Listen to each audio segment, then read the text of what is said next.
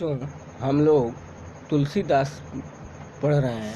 आइए, अब 2 पढ़ चुके हैं, अब तीसरा पढ़ें। तो पढ़िए। बिहसी लखन बोले मृदुवानी, अहो मुनिश महाभट मानी। लक्ष्मण जी परशुराम जी की डींगे सुनकर मुस्कुराकर मीठे वचनों में बोले, अहो मुनीषु महाभट मानी। हंसकर बोले कि मुनिराज परशुराम तो आप माने हुए योद्धा निकले।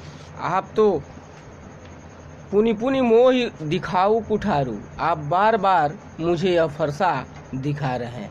चाहत उड़ावन फूंकी पहाड़ू। आप फूंक से पहाड़ को उड़ा डालना चाहते हैं। फिर लक्ष्मण जी कह रहे हैं परशुराम जी से, यहाँ कुम्हड़ बतिया को उनाई।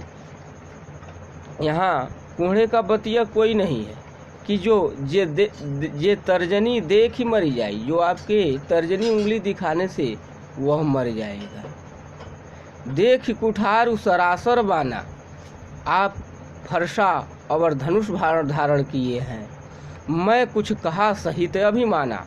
हम आपको वीर योद्धा समझकर कुछ अभिमान के साथ मैंने कहा। भृगु सुत समझू जनेऊ बिलोकी। आप भृगु ऋषि के पुत्र हैं। आप जनेऊ धारण किए हैं, अर्थात आप ब्राह्मण हैं। जो कुछ कहू सहोरिषि रोकी।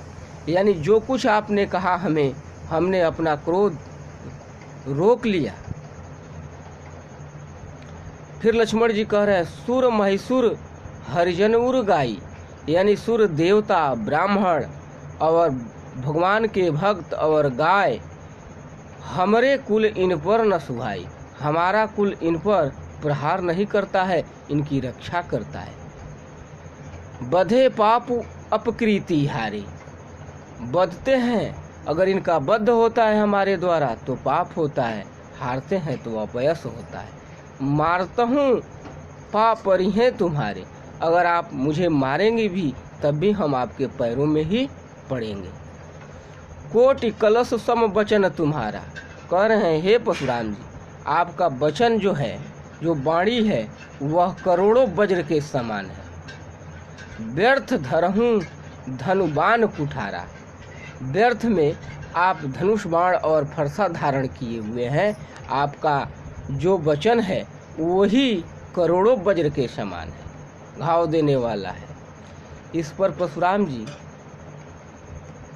जो बिलो की अनुचित कहूँ क्षमहु महामुनि धीर।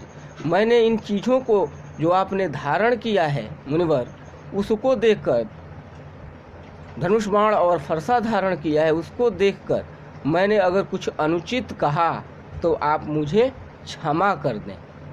सुनी सरोस भृगुवंशी बोले धीरा गंभीर।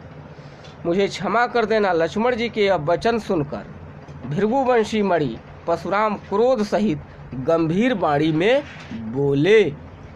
आज बस इतना ही, कल आगे पढ़ाया जाएगा।